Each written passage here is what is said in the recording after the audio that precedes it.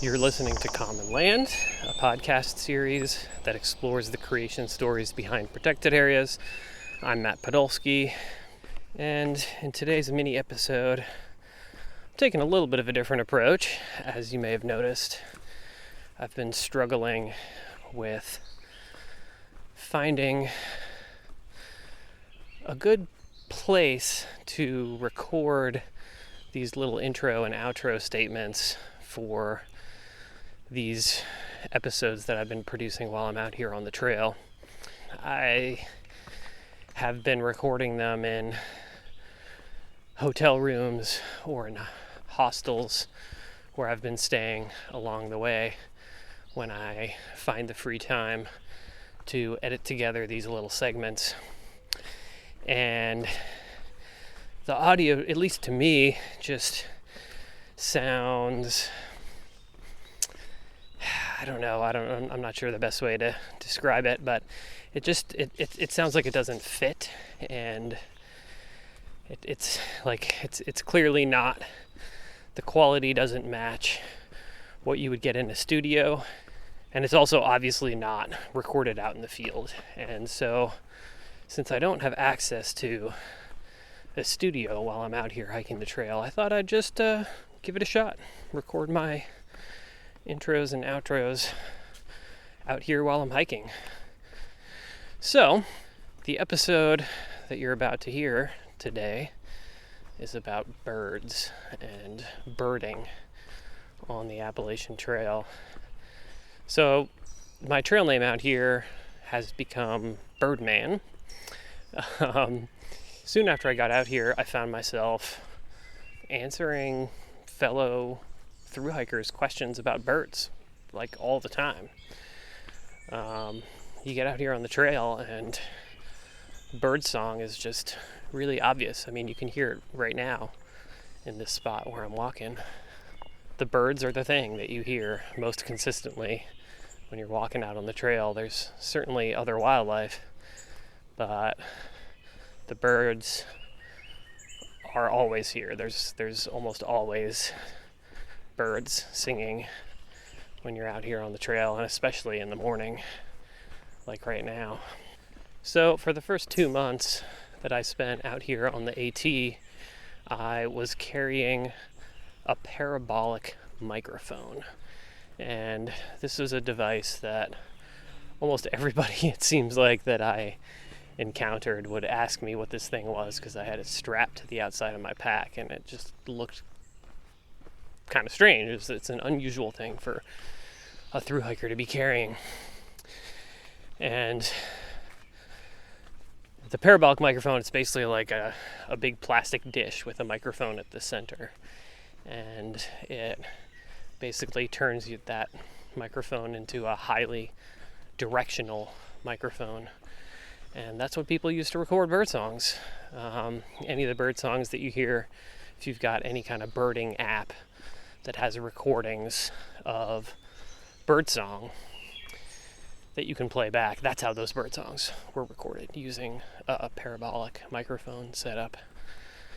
So, yeah, I think what I'm going to do here is just play some of my favorite recordings that I gathered during those first 2 months that I spent out here on the trail.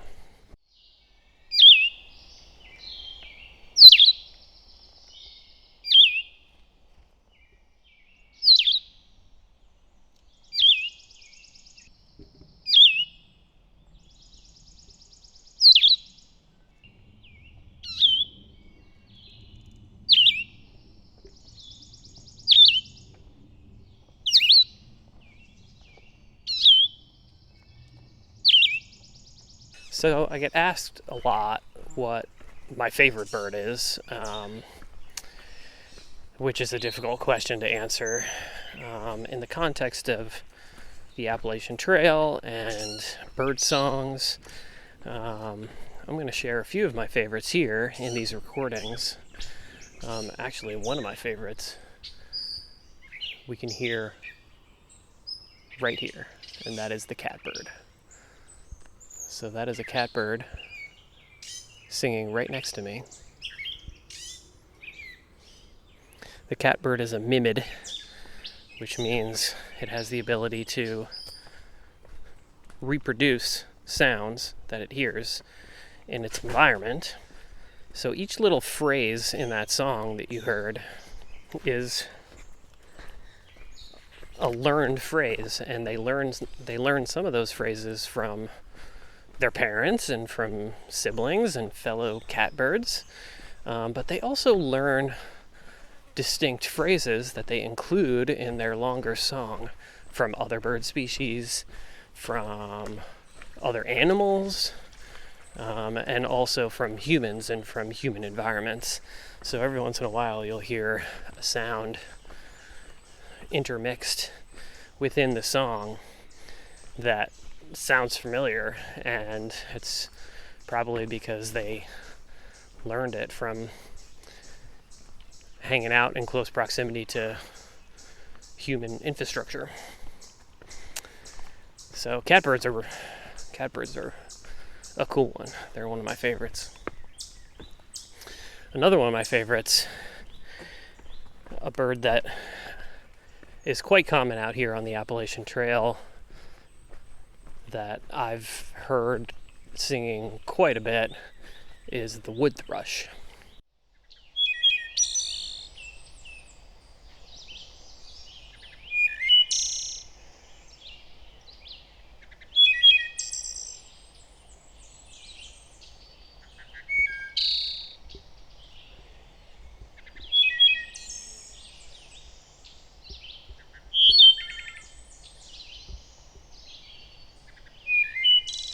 There are a great diversity of warbler species that you can see along the trail.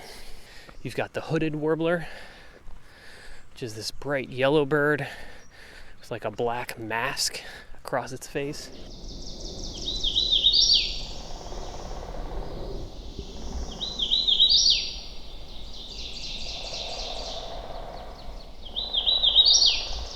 You've got the black-throated green warbler.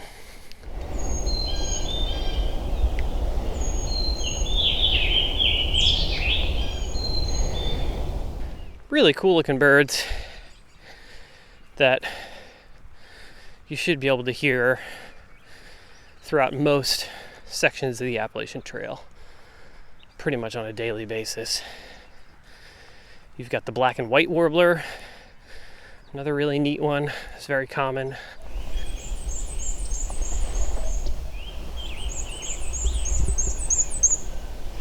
So that was our episode about birding on the Appalachian Trail. If you enjoyed it, before you close out that podcast app that you're listening to right now, make sure you subscribe to the show so that you don't miss future episodes.